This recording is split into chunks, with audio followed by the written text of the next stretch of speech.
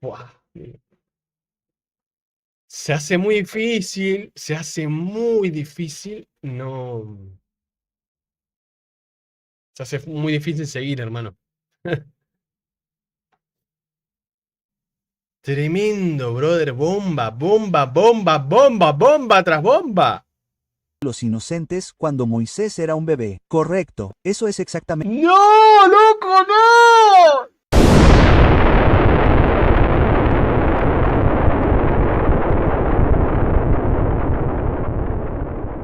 Frank Pitré y el otro muchacho, que no recuerdo su nombre, ahora nos vamos a enterar, hablando sobre San José en la Biblia. ¿Qué esconde este personaje? Bienvenidos a Art of Catholic. Soy Matthew Leonard. Es un placer tenerlos hoy aquí y también es un placer tener de vuelta a mi ilustre invitado. El Dr. Brant Petrie ha vuelto a este programa y estoy emocionado. Ha estado con nosotros un par de veces. Siempre es un episodio popular cuando Brant aparece. Es un amigo personal, un amigo muy querido y estoy encantado de tenerlo de vuelta. Para aquellos que se han estado escondiendo debajo de las piedras y no saben quién es Brant Petrie, su título oficial es profesor de investigación de las escrituras en la Escuela de Posgrado de Teología del Instituto Agustín, pero es posible que lo hayan encontrado en cualquiera de los numerosos libros que ha escrito. Jesús y las raíces judías de la Eucaristía. ¡Eh, eh, eh, eh!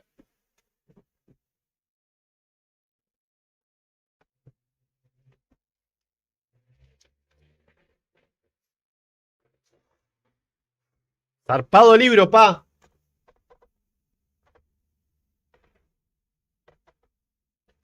Zarpado libro. Gerado en cualquiera de los numerosos libros que ha escrito. Jesús y las raíces judías de la Eucaristía. Jesús y las raíces judías de María. Jesús y las raíces judías de todo, ¿verdad? Quiero decir, esta es la especialidad de Brant. También ha escrito sobre el caso de Jesús. Es un autor fenomenal que realmente explica la fe de manera hermosa y ha atraído a mucha gente a una fe más profunda. Hoy queremos hablar de uno de sus últimos lanzamientos de audio, que se llama El Rey Oculto, las raíces judías de San José. Presten atención, esto es importantísimo. Esto es importantísimo. Guarda con esto. El rey oculto. El rey oculto. ¿Cómo que rey oculto si estamos hablando de San José? Bueno, veamos. De audio, que se llama El Rey Oculto, las raíces judías de San José, y es algo fascinante. Sé que se han publicado muchos podcasts y se ha vertido mucha tinta digital sobre San José, y quizá creas que lo has oído todo. Ni de lejos. Así que vamos a sumergirnos en algunas cosas que seguramente o probablemente no hayas oído antes sobre San José. Brant, bienvenido de nuevo a El Arte de la Fe Católica. Gracias por invitarme, Matt. Siempre es un placer estar contigo, hombre. Vamos a adentrarnos en la historia de fondo y a desarrollar todo esto, y en la identidad secreta de José, que de alguna manera informa sobre lo que estás describiendo aquí y por qué sucedió de esa manera. Y vamos a hacer... Se escucha bien, ¿no? ¿Se entiende cuando hablan los sujetos? ¿Se entiende? ¿Se escucha bien? ¿Se va entendiendo? Bien. Voy a hacer algunos cortes igual para explicar algo que por ahí se nos pasa por el sentido de que estamos escuchando como una voz robótica, por ahí se nos escapa algo. Así que voy a ir haciendo esos cortes. saltando al principio de la historia, al principio del Nuevo Testamento en Mateo 1 con la genealogía que a muchos lectores les disgusta leer. Pero es súper importante y no solo para establecer la identidad de Jesús, como vas a comentar aquí. Entonces, ¿por qué tenemos que prestar atención a José? Sí, vale, una de las cosas más desconcertantes del Nuevo Testamento, como acabas de mencionar, es por qué empieza con una genealogía, ¿verdad? Quiero decir, si quieres que alguien lea tu libro hoy, esa no es la manera de empezar, ¿verdad? Porque a la mayoría de las personas las genealogías les parecen áridas, las encuentran aburridas. Así que el Nuevo Testamento y el Evangelio de Mateo en particular, capítulo 1, empiezan con esta genealogía, esta larga lista de Abraham, que fue el padre de Isaac, Isaac, el padre de Jacob, Jacob, el padre de Judá, hasta llegar a Jesús. Y creo que la mayoría de la gente diría, bueno, la razón por la que comienza con esa genealogía es porque quiere mostrar que Jesús es parte de la familia davídica. Es parte de la línea real de reyes y, por lo tanto, es el Mesías. Es una de las razones para reconocer que Jesús es el Mesías, porque cualquier judío del primer siglo que oiga hablar de alguien que afirma ser el Mesías, una de las primeras preguntas que se hará es, bueno, espera, ¿pertenece a la familia real? Comillas. Porque, por definición, en el Antiguo Testamento, el ungido, el Mesías sería un rey ungido de Israel como David, a quien llamaban el Mesías, el ungido, como en el Salmo 2 o el Salmo 89. Por lo tanto, tienes que tener un linaje real para ser el Mesías legítimo. Por lo tanto, creo que la mayoría de la gente se da cuenta de eso y dice, bueno, esta es la genealogía de Jesús. Comillas. Pero lo que solemos olvidar es que, si lo leemos con atención, es la genealogía de José.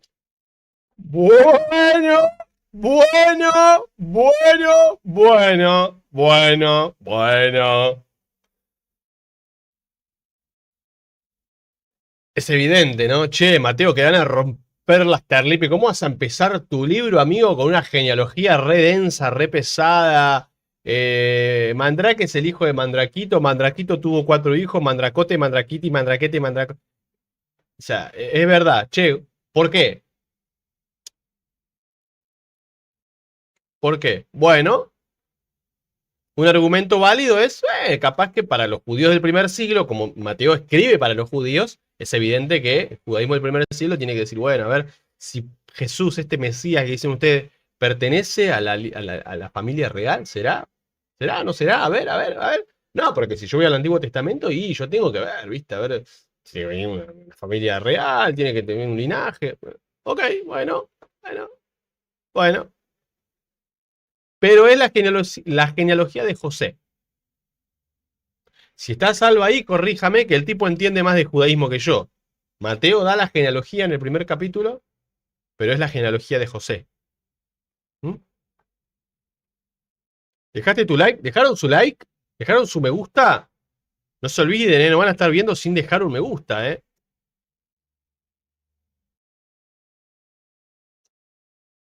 Solemos olvidar es que, si lo leemos con atención, es la genealogía de José.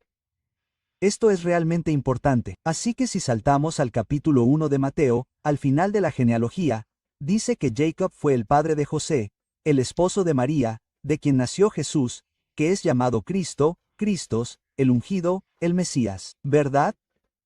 Y lo que a menudo pasamos por alto es que la genealogía no solo nos dice que Jesús pertenecía al linaje de David, nos dice que José era parte de la familia real. Ahora bien, ¿por qué es importante? Creo que es importante porque la mayoría de nosotros, cuando pensamos en José, ¿cómo lo imaginamos? ¿Verdad? Es un carpintero tranquilo, sencillo, humilde y de baja estofa. ¿Verdad? Solemos pensar en José casi como en un don nadie, ¿verdad? Y en cierto sentido eso es cierto a los ojos del mundo, no era más que un humilde carpintero que vivía en Nazaret. Pero en realidad, como deja claro el primer capítulo del Nuevo Testamento, según las leyes de las antiguas genealogías judías, José no es solo un carpintero. Es el heredero al trono de David. ¿What? ¿Qué? ¿Cómo?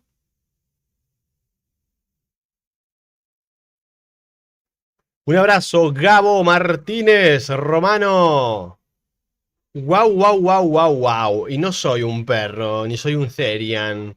Estoy diciendo wow porque estoy sorprendido. A ver, ¿cómo es esto, Pitré? A ver, a ver. Tampoco es que sepas tanto, ¿eh? A ver, ¿qué sos? A ver, un profesor erudito nada más, ¿eh? ¿Qué tiene Pitré que no tenga yo, viejo? A ver. Carpintero. Es el heredero al trono de David. Es, por así decirlo, el rey oculto de los judíos. Y todo el mundo, cualquier judío del siglo I que hubiera leído esta genealogía se habría quedado impactado, porque aunque la primera mitad de la genealogía, todos esos nombres se pueden obtener de la Biblia, la segunda mitad de la genealogía, después del exilio en Babilonia y la destrucción del templo, es algo que, de hecho, habría estado oculto porque, después de la destrucción del templo, el reino davídico se disolvió. La línea real es, quiero decir, masacrada, ¿verdad? El rey de Babilonia toma a Sedequías y ejecuta a todos los herederos al trono en su presencia y le saca los ojos para que lo último que vea sea a sus hijos herederos al trono siendo ejecutados. Y entonces lo que ocurre es que esto es importante en cierto sentido. La familia real pasa a la clandestinidad después del exilio, ¿verdad? Porque los griegos van a llegar al poder. Van a tener cuando los romanos llegan al poder, a estas potencias gentiles extranjeras no les va a gustar que surjan herederos al trono davídico, porque sería como una posible amenaza política. Tiene todo el sentido. Tiene todo el sentido. Entonces tenemos a la familia real en una especie de anonimato. Claro, después vienen los griegos, los pueblos helénicos, los romanos después. Pensamos en Alejandro Magno, pensamos en Pompeyo, los generales romanos, ¿no? Julio César, Octavio. Van a venir los imperios gentiles, paganos, y no les va a gustar que haya una familia real que reclame una dinastía. Tiene todo el sentido. Tiene todo el sentido.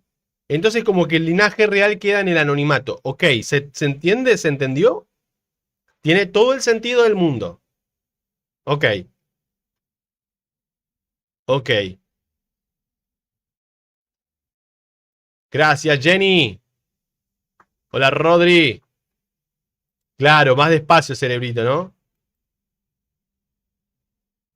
Ok, tiene todo el sentido. Entonces tenemos al linaje real en el anonimato. Bien, sigamos. Así que todo el mundo se pregunta en el siglo I de C, no solo de dónde va a venir el Mesías, sino que cuando lo haga, cuando se revele, dejará claro a dónde va la casa real, dónde está la familia real. Y esa es la clave aquí. José pertenece a la familia real. José no es solo un carpintero, es de la realeza. Así que Mateo está estableciendo la identidad de José y, como siempre nos centramos solo en Cristo, está estableciendo quién es José porque eso es intrínseco al resto de la historia. Y una de las cosas de las que te he oído hablar es que José, como resultado de quién era, tiene que ir a Belén para el censo, ¿verdad? Y todos conocemos la historia de ir, ya sabes, porque siempre forma parte del Adviento y la Navidad y todo eso. El resto. Pero es realmente importante porque eso es algo que se relaciona con la identidad de José y con quién es él como rey oculto.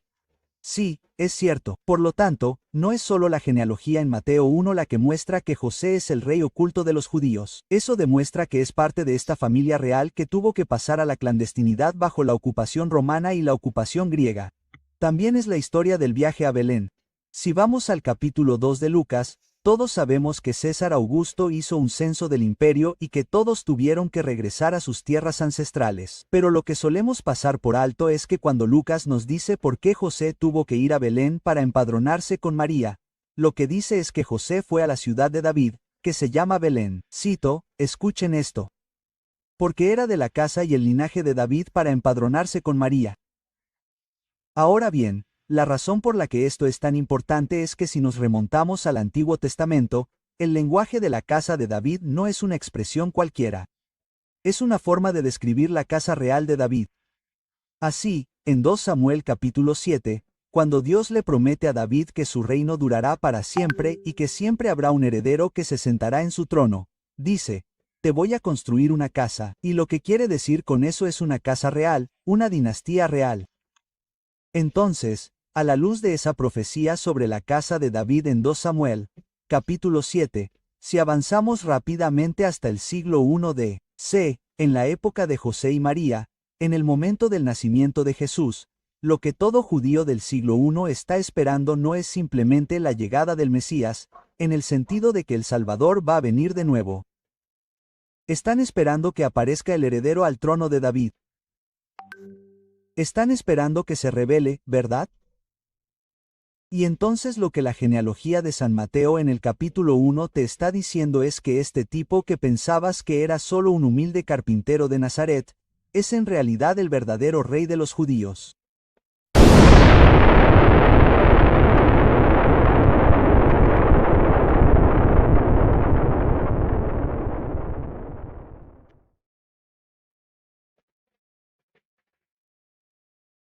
Chabón. Tremendo. Tremendo, brother. Bomba, bomba, bomba, bomba, bomba tras bomba. Aparte, todo el sentido, brother. O sea, básicamente Lucas está diciendo, es de la casa de David. Claro, pertenece al linaje real. Impactante, hermano. Claro, por eso es que Mateo está escrito para judíos, brother. Mateo está escrito para los judíos. Claro. Carpintero de Nazaret, es en realidad el verdadero rey de los judíos. Es el heredero al trono. Es el rey oculto, y por lo tanto, su hijo, ¿verdad? Que es su hijo por adopción, ¿verdad? No es el padre biológico de Jesús, pero es el padre legal de Jesús, que en el judaísmo del primer siglo habría sido un verdadero rey, ¿verdad? Será quien herede el trono de David y traiga o inaugure la llegada del reino de Dios. Ahora bien, si tienes alguna duda al respecto, no tienes que creer solo en Mateo 1 o en mi palabra. Puedes consultar el capítulo 2 de Lucas. Recuerda la famosa historia de José y María que bajan a Belén, ¿verdad? Y creo que la mayoría de nosotros estamos familiarizados con el hecho de que la razón por la que van a Belén es porque César Augusto hizo un censo y dice que todos tienen que volver a su propia ciudad. Sí, lo recordamos en Navidad, claro, el censo, sí, el viaje a Belén, sí, mi burrito sabanero de camino hacia Belén. Sí, el censo, claro, por eso. ¿Verdad? Y la ciudad de José era Belén. Pero lo que no vemos es que en Lucas 2:4 dice que José fue a la ciudad de David, que se llama Belén porque José era de la casa y del linaje de David. ¿Verdad? La palabra griega es zoos. Ahora bien, si alguna vez has estado en Inglaterra, y si yo fuera a Inglaterra hoy, podría ser para nosotros, los estadounidenses, es difícil entender esto, pero si fueras a Inglaterra y dijeras, soy de la casa de Windsor, ¿qué significa? Claro. ¡Ay, boludo! No te la puedo. Uy, perdón. Perdón. Perdón, se me escapó. Es que se escapó del alma. Pero claro. Tiene toda la lógica. La casa de los Austrias. La casa de los Borbones. La casa de los Habsburgo. La casa de Windsor. Claro, la casa, el linaje, No, no, no, no, no, no, no, hermano, no. No, tiene todo el sentido. Tiene todo el sentido, brother. Me está explotando la cabeza. Joder. Pues no creía que me iba a explotar la cabeza tanto, tío. Es que me siento y... Me siento y me explota la cabeza. Es que no se puede.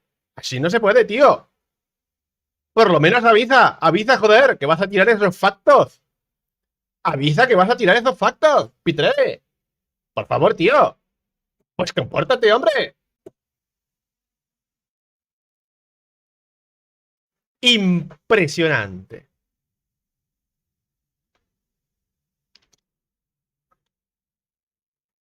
Esto. Pero si fueras a Inglaterra y dijeras, soy de la casa de Windsor, ¿qué significa?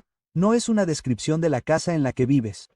Significa que eres de la realeza, que formas parte de la casa real, es que formas parte de la familia real. Entonces, cuando Lucas dice que José no solo era del linaje de David, no era solo que su linaje se remontaba a David de alguna manera, sino que era de la casa de David, te está diciendo que es el heredero al trono.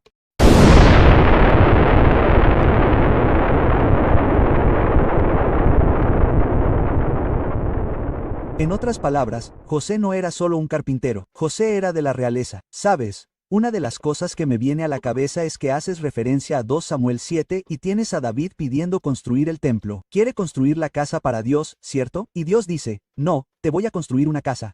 Comillas. Y él hace referencia a lo que estás hablando con la línea real. Y, por supuesto, bajo José, tenemos ese templo, ya sabes, manifestado en Jesucristo. Él es la casa, ¿verdad? El hijo de David. Como estaba pensando en esas conexiones, es algo hermoso. Entonces, hablemos un poco más sobre esto de ir a Belén para el censo y ¿sabes qué?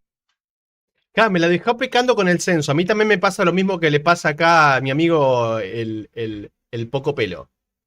Me la dejó picando con el censo. A ver qué esconde el censo.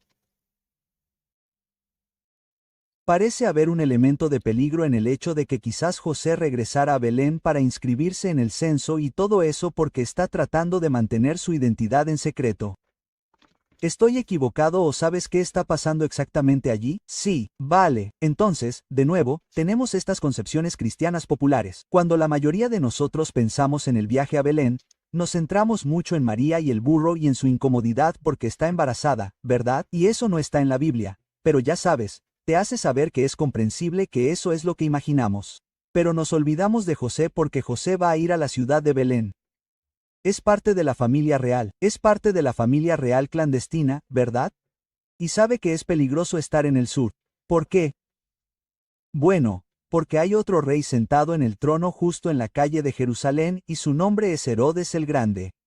¿De acuerdo? Y entonces, si nos remontamos al Evangelio de Mateo, capítulo 2, podemos ver esto muy claramente en la historia de los Reyes Magos, cuando los Reyes Magos vienen de Egipto porque han visto la estrella en el este, y dicen, oye, esta es una señal de que ha nacido el rey de los judíos. Van a Herodes y le dicen algo muy insultante. Dicen, cito, ¿dónde está el rey de los judíos que ha nacido? Fin de la cita. Ahora bien, ¿por qué sería eso un insulto? Es porque, como Herodes habría sabido y como José habría sabido, de hecho, como cualquier judío del primer siglo habría sabido, Herodes el Grande no nació rey de los judíos, Herodes fue nombrado rey de los judíos por los romanos. Fue nombrado, era lo que llamamos un rey títere. En otras palabras, los romanos, siempre que conquistaban territorios extranjeros, a menudo establecían estos reyes títeres, básicamente líderes locales a los que convertían en reyes para que pudieran gobernar al pueblo de forma más eficaz de lo que lo haría un señor extranjero. Si ponías a demasiados extranjeros en el poder, el pueblo podría rebelarse, así que ponían a estos señores locales en el poder y los llamaban reyes. Ese es Herodes el Grande. Hermano, esto está a otro nivel.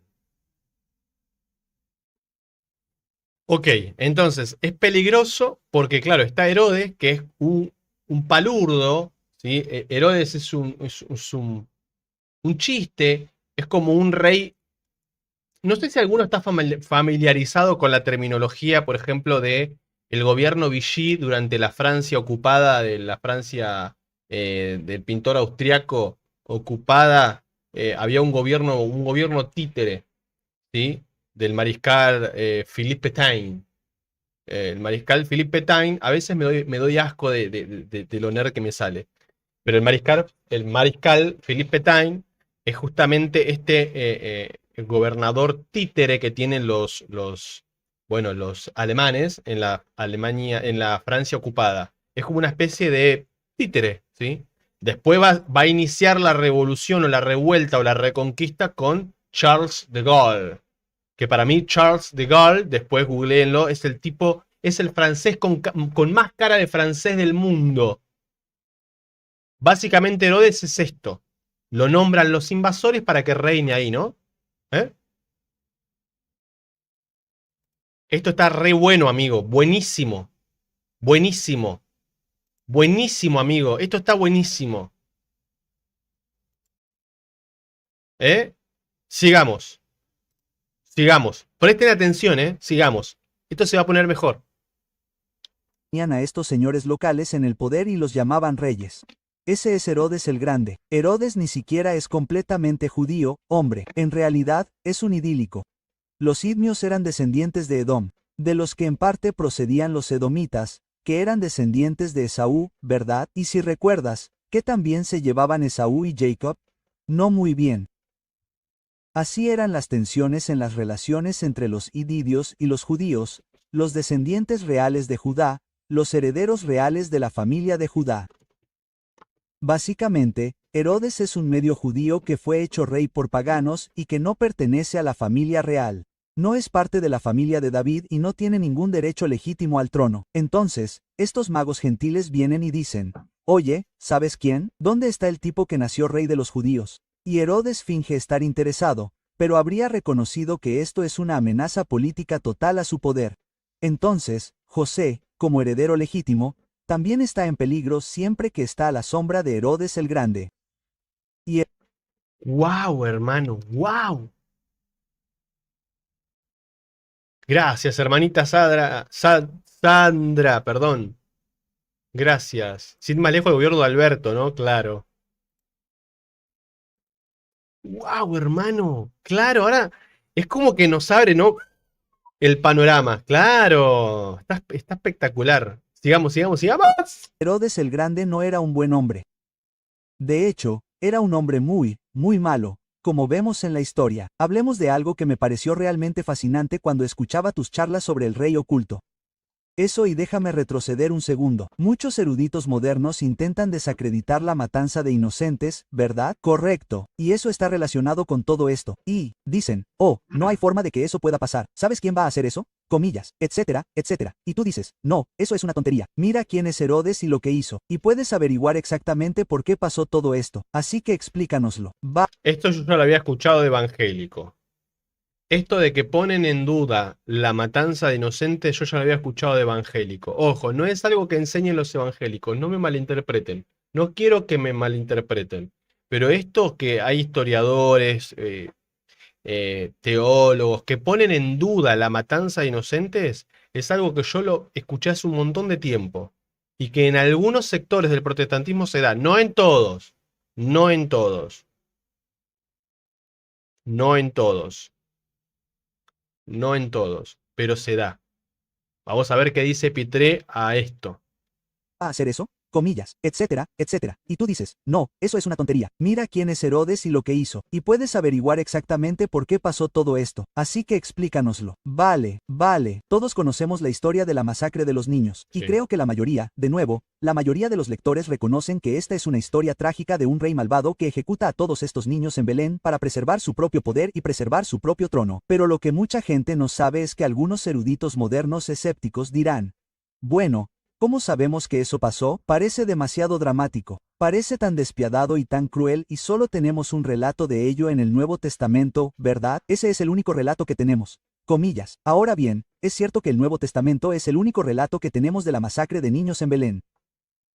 Pero tenemos miles de páginas escritas por un historiador judío del siglo I llamado Josefo, ¿verdad? Que nos da mucha información sobre la figura histórica de Herodes, que encaja perfectamente con el tipo de rey malvado que vemos en el capítulo 2 de Mateo. Permítanme darles un ejemplo, un par de ejemplos. En primer lugar, el rey Herodes estaba enamorado de su esposa María. De hecho, se los comparó con Antonio y Cleopatra. Su amor era su pasión mutua, su amor mutuo era muy profundo. Sin embargo, en el año 29 a.C., como Mariam Amn se burló del linaje de Herodes, de su madre, de su hermana y de su familia, por ser Idian, ¿verdad? La mandó ejecutar, la mandó matar, ¿de acuerdo? Así que mató a su propia esposa en el año 29 a.C. Luego, unos años más tarde, alrededor del año 7 a.C., sospechó que sus hijos, Alejandro y Aristóbulo, estaban descontentos con él y quizá conspirando contra ellos. ¿Adivina qué les hizo a sus hijos? También los mandó ejecutar a... No, pará, Herodes. Pará, calmate, Herodes. No, pará, Herodes, calmate un poco, hermano.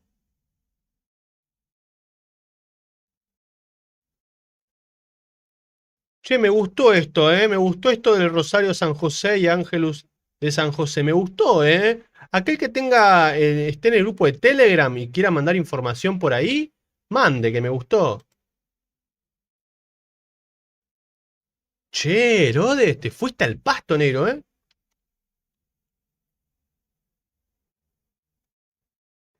quizá conspirando contra ellos. ¿Adivina qué les hizo a sus hijos? También los mandó ejecutar a ambos estrangulándolos hasta la muerte. ¿Verdad? Y en tercer lugar, justo antes de que Herodes muriera, después de dar la orden de ejecución para otro de sus hijos, su último acto en la tierra, según Josefo, antes de morir, fue reconocer que todos los judíos lo odiaban y que nadie iba a llorar su muerte, y sabía que iba a morir.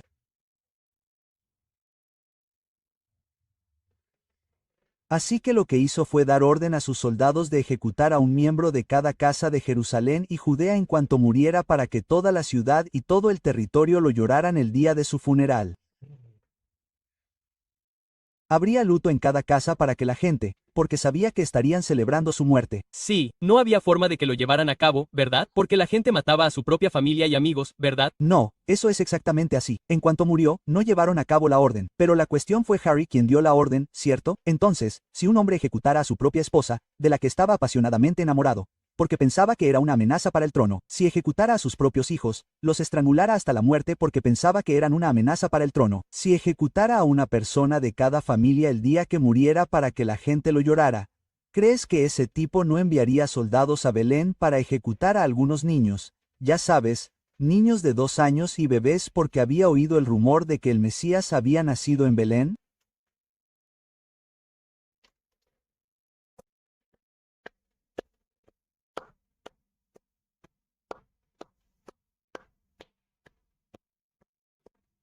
Espectacular, amigo.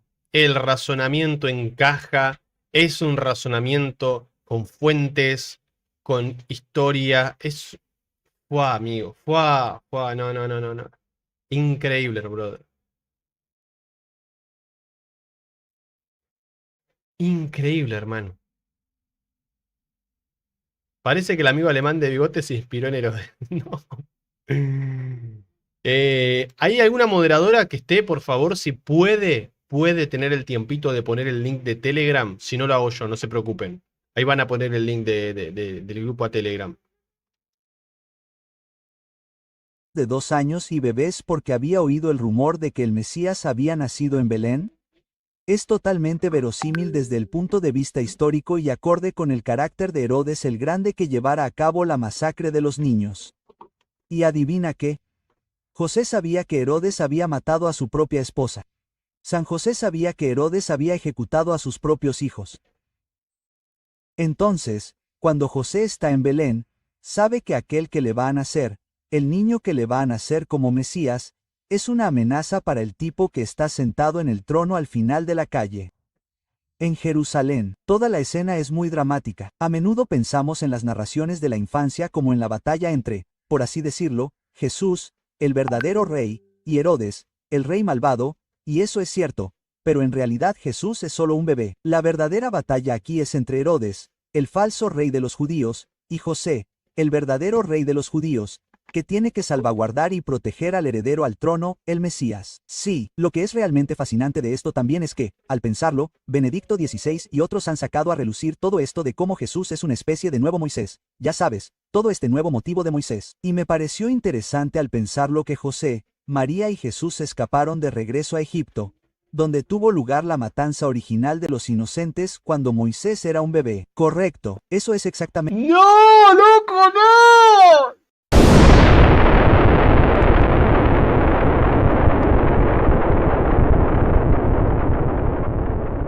No, la sacaron de. ¡Ey, Dopela! ¡La sacaste del estadio, Dopela! ¡Sos. Escúchame! ¡Cabeza de rodilla! Con todo el cariño, no te enojes. La sacaste del estadio, Rey. No la había venido. No la había visto venir. No la vi venir. Que José, María y Jesús escaparon de regreso a Egipto, donde tuvo lugar la matanza original de los inocentes cuando Moisés era un bebé. Correcto, eso es exactamente correcto. Por eso es que Jesús es visto como el nuevo Moisés. ¡Me vuelvo loco! ¡Me pongo loco!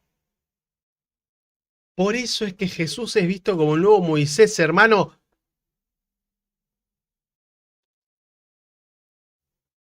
Tenés que cerrar el estadio. ¿No es fascinante? Sí, no, lo es. Creo que fue Mark Twain quien dijo, la historia no se repite, pero seguro que rima. Algo así, sí, como si hubiera patrones dentro de la historia de la salvación. Así que Herodes es como un nuevo faraón y Jesús es como un nuevo Moisés. No, chabón. Pará, que Salva diga que no lo sabía porque estamos mal, loco. Sandimex ZC y sube. De Egipto llamé a mi hijo.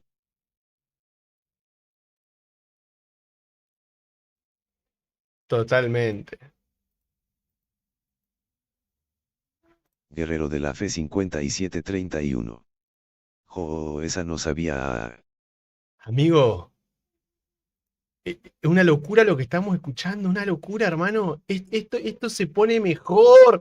¿Entendés que esto se va a poner mejor? Hijo que Herodes es como un... Sí, como si hubiera patrones dentro de la historia de la salvación. Así que Herodes es como un nuevo faraón y Jesús es como un nuevo Moisés. Y José es el guardián de aquel que no solo será el rey de Israel sino el salvador de su pueblo como lo fue Jesús y Moisés. Por cierto, déjame decir algo rápido sobre eso, Matt. Algunas personas podrían decir aquí, bueno, esperen un segundo, si la familia real, estaba oculta, si pasó a la clandestinidad, ¿cierto? ¿Qué evidencia tienen de que José es realmente parte de la familia real? Aparte de la genealogía en sí, ¿hay alguna evidencia histórica fuera de la Biblia de que él era el heredero al trono? Es buena esa, ¿no? Es buena, sí, es válida. Es una pregunta válida. Es cierto. Claro, ¿qué pruebas tenés? No, más hablando de historia. Es buenísima. Es buena. A ver. ¿De que era miembro de la familia real? Y yo diría que sí, absolutamente sí. Si leen la historia de la iglesia de Joseph, está bien, olvidé traer una copia aquí conmigo. Pero todos deberían leerla, todos tenemos la nuestra. Sí, no se preocupen por eso. Oh, muy bien, sí, los primeros 300 años. Me miraron como si me miraran como si dijeran, oh, sí, por supuesto, como que, todos tenemos eso. Tengo 1, 2, 3. Tengo 4 copias. Amigo, estás enfermo, lo sé, tengo un problema, necesito registrarme en algún lugar, en fin, una especie de clínica para amantes de los libros anónimos, en fin, no, pero está bien porque Che, la biblioteca de Pitré, mirá. Mirá lo que es esa biblioteca, amigo. ¿Eh? ¿Quién pudiera, no?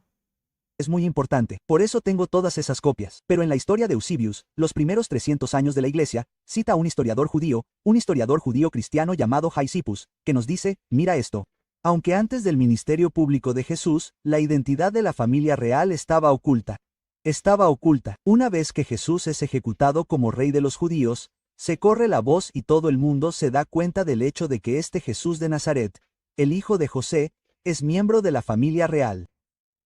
Entonces, lo que ocurre es que los parientes de Jesús empiezan a ser perseguidos por los emperadores romanos porque son vistos como una amenaza política al poder del Imperio Romano. Bueno, por ejemplo, en la historia de la iglesia de Ucio, en realidad nos dice que, después de la captura de Jerusalén en el año 70 d.C., Vespasiano ordenó que se buscara a todos los parientes de José. Cualquiera que perteneciera a la familia de Jesús o que fuera pariente de José, como Simón, hijo de Cleopo, que era hermano de José, Clus, y que era primo del Salvador. El emperador ordenó que se buscara a todos los que fueran de la familia de David para que no quedara entre los judíos a nadie de la familia real.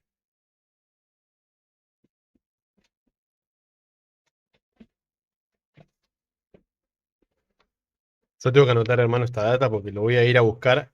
Historia eclesiástica em, pará, aguantá. Aguantá, Pitré, aguantame, Pitré. Eusebio menciona.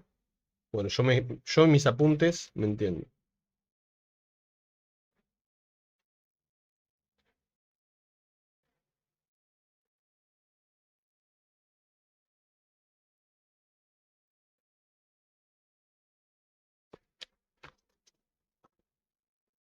Un abrazo, Héctor Vargas.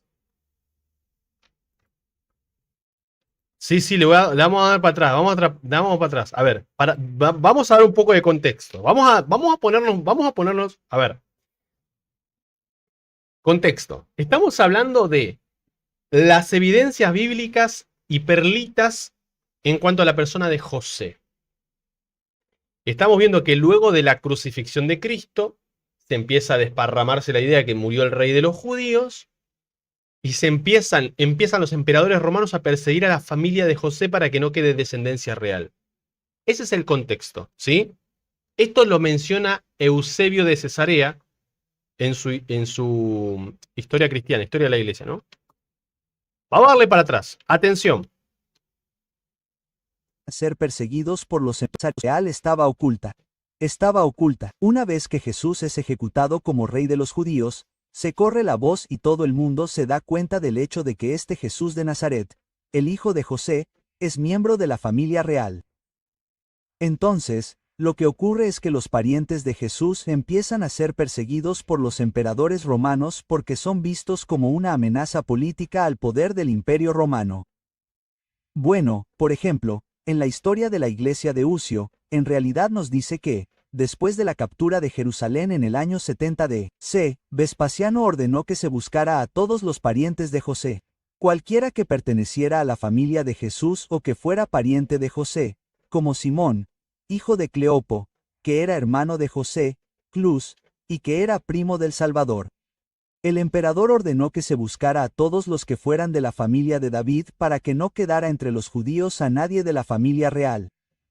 Esto es muy importante después de la resurrección y de la ejecución. La persecución no cesó, no se detuvo con la muerte de Herodes. Durante el resto del siglo I d.C., cualquiera que estuviera emparentado con Jesús o con San José era visto como una amenaza no solo para las autoridades locales, sino también para los propios emperadores. Y hubo varias persecuciones por parte de Vespasiano, incluso hasta la época de Adriano, contra estos parientes de Jesús, los llamados hermanos de Jesús, al igual que Santiago, el obispo de Jerusalén, y Simón, el obispo de Jerusalén, fue ejecutado porque estaba emparentado con José y, Cuando dice Ucio, se está refiriendo a Eusebio. Recuerden que el video original es en inglés. Está traducido con inteligencia artificial y la inteligencia artificial muchas veces no es precisa, ¿sí? No es precisa al traducir. Entonces, cuando dicen Cleofo es Cleofás. Y cuando dice Ucio es Eusebio, ¿sí? Eusebio de Cesarea. ¿Está bien? de Jesús, al igual que Santiago, el obispo de Jerusalén, y Simón, el obispo de Jerusalén, fue ejecutado porque estaba emparentado con José y, por lo tanto, sabían que era miembro de la casa real de David, la familia real. Esto es fascinante. Retrocedamos un segundo porque la gente podría preguntarse. Bueno, mencionaste el año 586 con el exilio, ¿verdad? Correcto. Entonces, este es el final del, entre comillas, final del reino davídico cuando llegan los babilonios y son exiliados a Babilonia. Ah. Sedequías le sacan los ojos como dijiste, ¿verdad? Y ve morir a todos sus hijos. Entonces, ¿cómo continúa la línea? Porque hubo varias oleadas de exilios y fue un rey anterior, cierto, el que continuó la línea de David. Sí, sí. Entonces, si volvemos a Mateo, esta es una gran pregunta. Si bien los babilonios mataron a un heredero al trono, no los mataron a todos. Esto es muy importante. Entonces, si volvemos a Mateo, capítulo 1, versículo 11, rastrea la genealogía de José no a través de Sedequías, que fue masacrado con sus hijos, sino a través de Jeconías, que era otro miembro de la familia real. Así que dice que Josías fue el padre de Yanías y sus hermanos en el momento de la deportación a Babilonia. Y luego, después del exilio, Jeconías fue el padre de Shiliel, el padre de Arubabal, etc.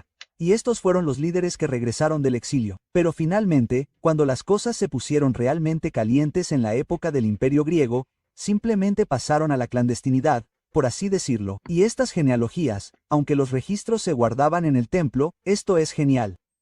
Seguían siendo el tipo de cosas que se mantenían en secreto hasta que, ¿adivinen quién?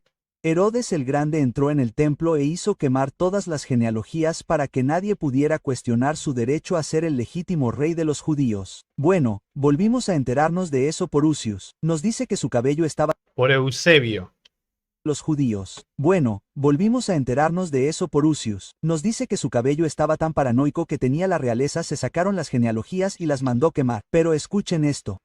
Y Hechsaipes nos dice, entre comillas, que aquellos que eran llamados Despuni, debido a su relación con la familia de Jesús el Salvador, mantenían vivos los registros privados recordando los nombres o derivándolos de copias. Entonces, la familia real, después de que Herodes destruyera esos registros, mantuvo viva la memoria de la genealogía, ya sea oralmente en la tradición oral o mediante registros secretos. Así que todo el asunto es como una novela de misterio.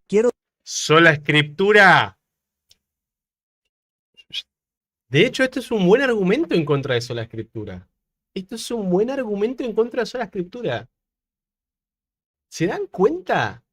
¿Se dan cuenta que el cristiano... Yo lo dije siempre, los que son viejos en este canal Lo van a saber reconocer, lo dije siempre. El cristianismo no puede ser una religión del libro. La religión del libro no existe. Para comprender la magnificencia del cristianismo, del catolicismo, del cristianismo original, no podés encerrarte en un libro. Mostrame evidencia histórica de que esto, de lo otro, y en un momento así no se puede, no se puede.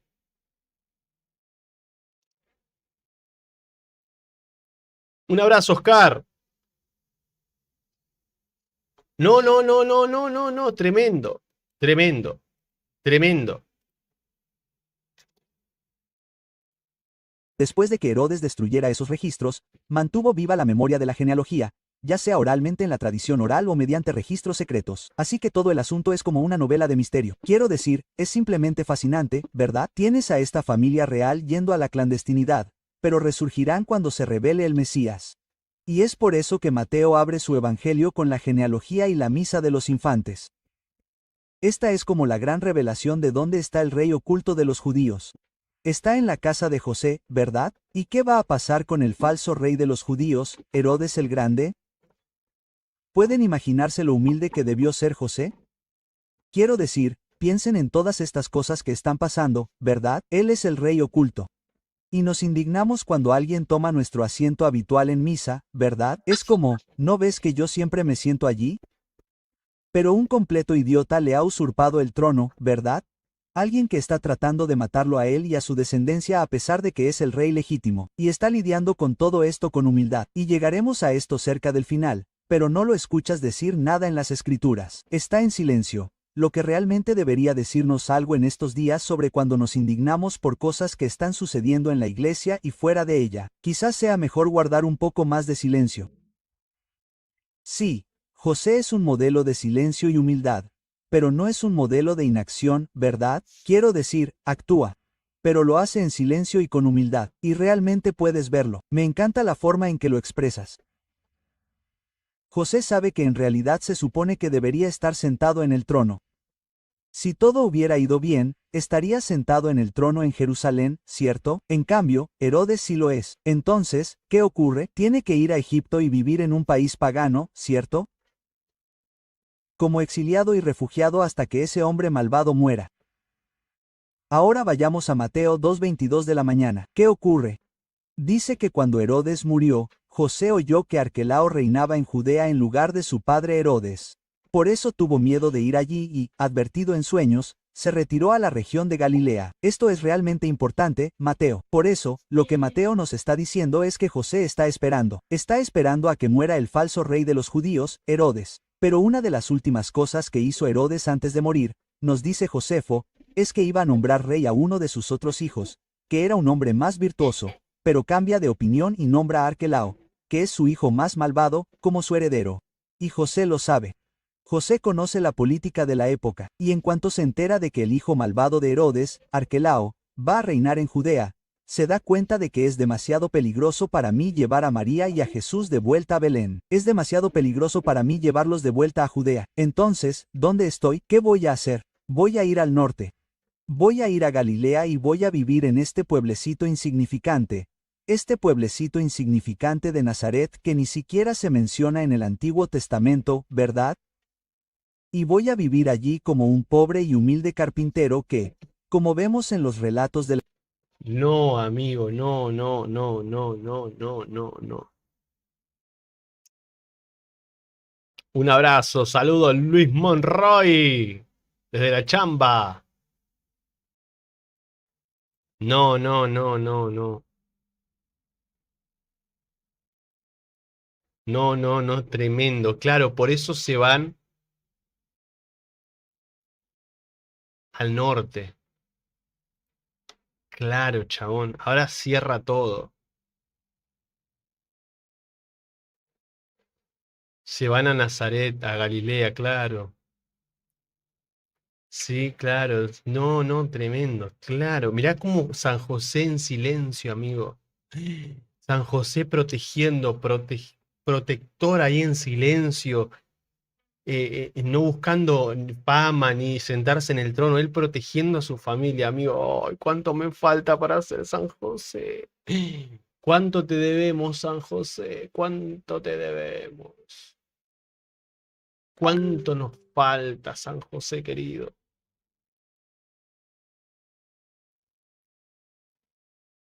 Qué tremendo, hermano. Qué tremendo, loco. Vivir en este pueblecito insignificante de Nazaret que ni siquiera se menciona en el Antiguo Testamento, ¿verdad? Y voy a vivir allí como un pobre y humilde carpintero que, como vemos en los relatos de la infancia, apenas puede permitirse comprar un cordero para el sacrificio. Tiene que dar el sacrificio de los pobres, las dos tortugas lo hacen, pero José lo hace todo sin quejarse. No dice una palabra. Se somete en silencio a la humillación, no solo de no tener su trono, sino de vivir como un pobre carpintero en el norte. Y la razón por la que hace eso, piénsalo hasta el día de hoy, ¿qué clase de a qué ciudades prestan atención los políticos, cierto? Prestan atención a las grandes, a las de la costa este y oeste, nena, en Estados Unidos. Ahí lo tienes. Entonces, hay una razón por la que llamamos a la parte central de Estados Unidos como sobrevolar, sobrevolar. Sí, sí, porque a los políticos y presidentes no les interesan tanto las zonas rurales con todos esos pueblos pequeños. Quieren las grandes ciudades. Ahí es donde está su influencia. De ahí viene el poder. José también lo sabe. Así que, para estar seguro, se retira a este pequeño pueblo rural en el norte, lejos de Jerusalén y del hijo de Herodes, Arquelao. ¿Por qué? No porque no merezca vivir en Jerusalén y estar en el trono, José sí. Él es el heredero legítimo, sino para proteger a su esposa y a su hijo, que es su hijo adoptivo, ¿cierto? ¿Quién es el heredero al trono? ¿Quién no es solo el Mesías, sino el Hijo de Dios? Volviendo a todo este asunto del silencio y la humildad. No podemos ignorar el hecho que Jesús, que es todo Dios y todo hombre, es un niño pequeño que crece en la casa de José. Olvidamos el hecho de que José estaba modelando la humildad para nuestro Señor. ¿Y a qué me refiero? Filipenses 2 habla de que este es el rasgo, ¿verdad? Él no estimó el ser igual a Dios como algo a que aferrarse, sino que se humilló a sí mismo hasta el punto de la muerte, ¿verdad? Y José está muriendo a sí mismo a través de todo esto para proteger a su hijo para que pueda ser exaltado a través de su propia humildad. Creo que eso es muy poderoso. No, esto es muy crucial, hombre, tienes toda la razón. Entonces, hablamos de la kenosis de Jesús, la autodestrucción, la humillación de Jesús como hijo que se hace hombre para poder salvar a la humanidad en Filipenses 2. Bueno, hay un sentido en el que se puede hablar de la kenosis de San José, no de la misma manera, sino en el sentido de que José se vacía del honor real y del estatus real que le corresponde, y lo renuncia todo, no porque él necesariamente quiere hacerlo, pero porque esa es la voluntad de Dios. Él, sumiso, irá y lo entregará por el bien de su esposa y el bien de su hijo. De hecho, cuando estaba haciendo mi estudio, hay una cita increíble. Escuchen esta cita porque no es solo de Brand Petrie. Pará, Pitré, me está matando, Pitré. Pitré, pará un poco, hermano. Ya está, ya está, ya está, Pitré, ya está. Ya está. Me está matando, Pitré, no puedo más, brother. ¿Qué crees? ¿Más todavía? ¿Más?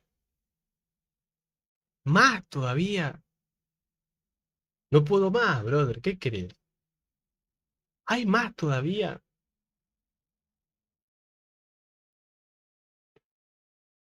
Ay, hermano, qué difícil se hace seguir. Estaba haciendo mi estudio, hay una cita increíble. Escuchen esta cita porque no es solo de Brand Petrie. Esta es la enseñanza de los padres de la iglesia. Esta es una cita de Sané de Siria. Está escribiendo ¿Sanefrén el sirio dijo? Brand Petrie. Esta es la enseñanza de los padres de la iglesia. Esta es una cita de Sané de Siria. Está escribiendo en el siglo IV en Siri. Es un doctor de la iglesia. Tiene estos himnos sobre la natividad. Escuchen. Sanefrén. Himno sobre la natividad, Sanefrén el sirio. A ver qué dice Sanefrén el sirio. Por favor, Sanefrén el sirio, ¿de vos depende? De vos depende que, no sé, que pueda seguir. A ver. Escuchen cómo describe exactamente lo que acaban de decir sobre San José. Dice, cito, José acarició al hijo cuando era un bebé. Lo atendió como Dios. Se regocijó en él como el bueno y se regocijó con él como el justo. José dijo, ¿quién me ha hecho digno de tan tremendo honor para que el Hijo del Altísimo sea mi hijo? Escucha esto. David, mi antepasado, llevaba una diadema, pero yo, al despojarme de ese honor, he llegado al mayor desprecio de aquel cuyo linaje estaba destinado a ser rey. El azar lo ha convertido en carpintero.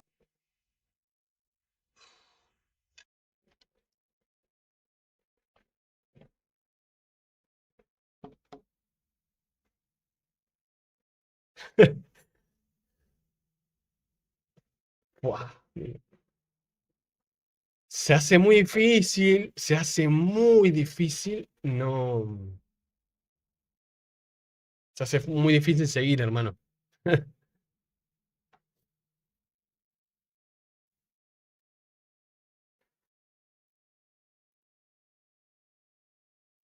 De verdad se hace muy difícil. No pensé que me iba a pasar.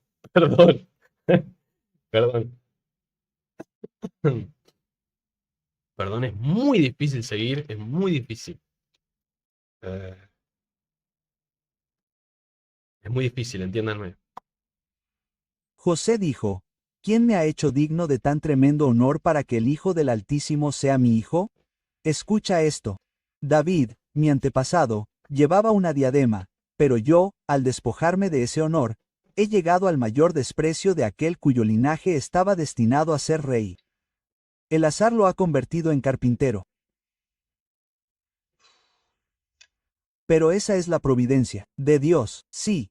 Pero piensa en esta marca porque, a nivel espiritual, José renuncia, por así decirlo, a este derecho al trono terrenal. Su quinosis, esta autodestrucción está llevando a una teosis, una deificación, una divinización, a una realeza superior en el reino de Dios. Por lo tanto, está renunciando a lo terrenal por lo eterno, que es exactamente lo que cada uno de nosotros está llamado a hacer, llamados a hacer. No, eso es realmente profundo, hombre. No lo había pensado de esa manera, Matt, pero es cierto.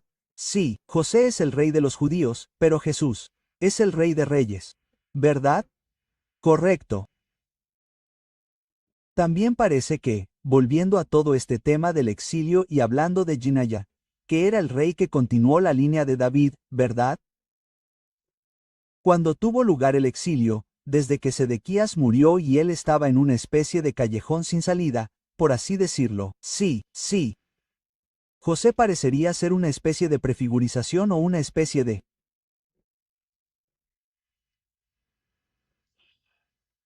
presagio de José, como si Ginaya lo hubiera hecho. Ambos llevan al exilio.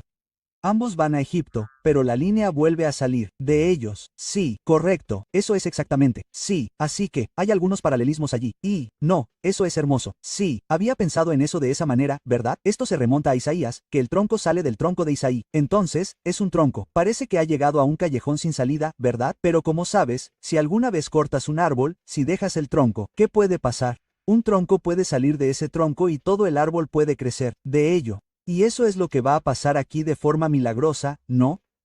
Con la concepción virginal, parecerá que todo se detuvo con José, sobre todo porque no tiene un hijo biológico, ¿no?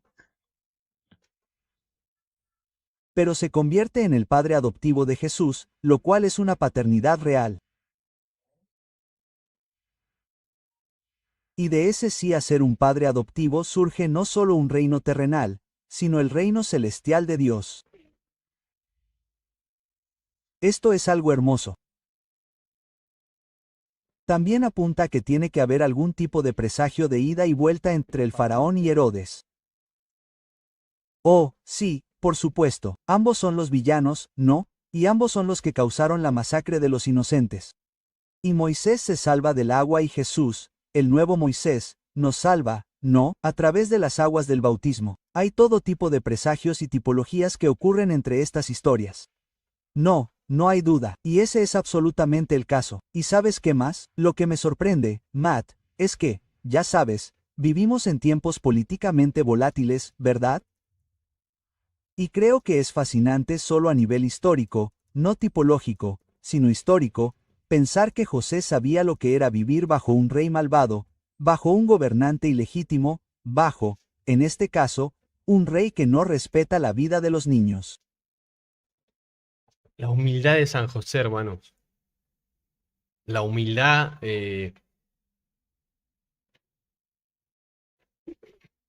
yo soy o sea, es como de otro planeta, ¿entendés? Como, ¿quién habría hecho lo que San José hizo?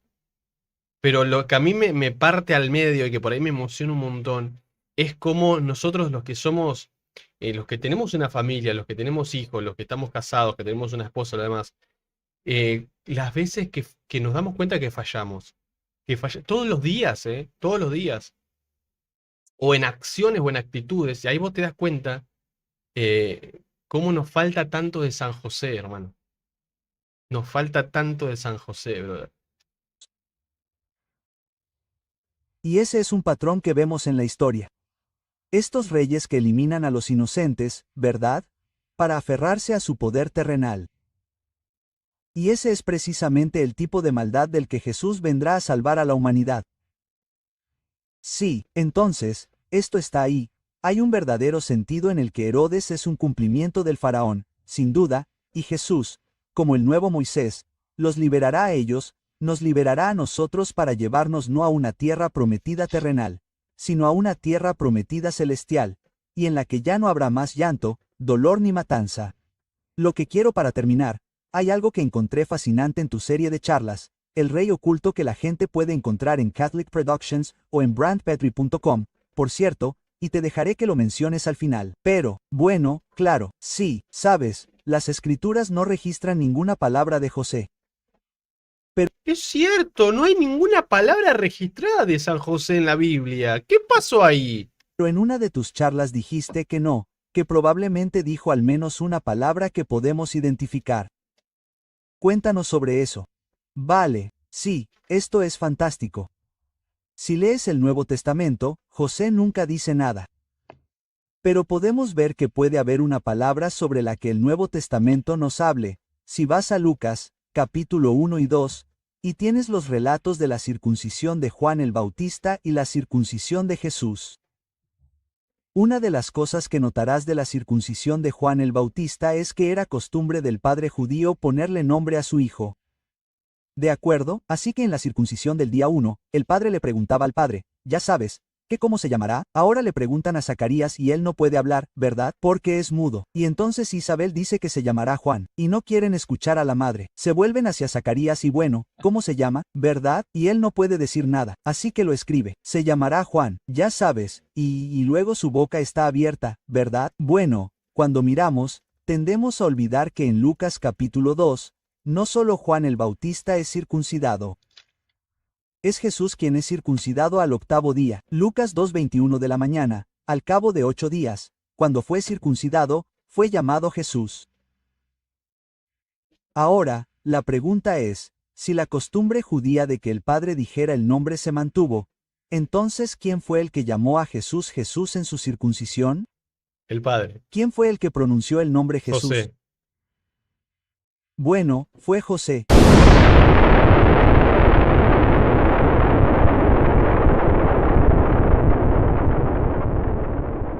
¿Verdad?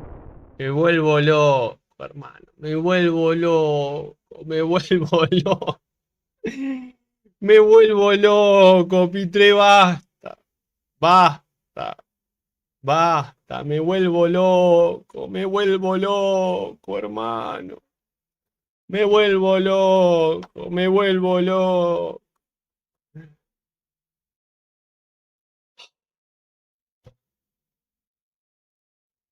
Me vuelvo loco, brother. Me vuelvo loco. Me vuelvo loco. ¿Es quién fue el que llamó a Jesús Jesús en su circuncisión? ¿Quién fue el que pronunció el nombre Jesús? Bueno, fue José, ¿verdad? Entonces, en base a Lucas 21, la única palabra que sabemos que José habló alguna vez, es Jesús. ¿Y qué significa el nombre Jesús en hebreo? Significa el Señor salva. Así que ese es el mensaje de José para nosotros hoy, ¿verdad? A menudo oiremos a la gente decir, si nos fijamos en María en el Evangelio, ella siempre nos señala a Jesús. Bueno, ¿sabes qué? Lo mismo ocurre con José. Si nos fijamos en la única palabra que sabemos que podemos tener, sabemos que pronunció en Lucas capítulo 2, es Jesús, el Señor salva. Así que nos está señalando, José nos está señalando que nos alejemos de él también hacia aquel que es el Señor y que nos salvará, ¿verdad? Revela su identidad y su Es hermosa la fe católica, amigo. La fe católica es hermosa. No, que la voy a saber yo,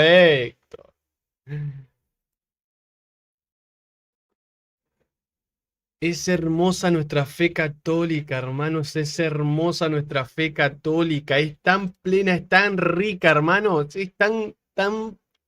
¡Ah!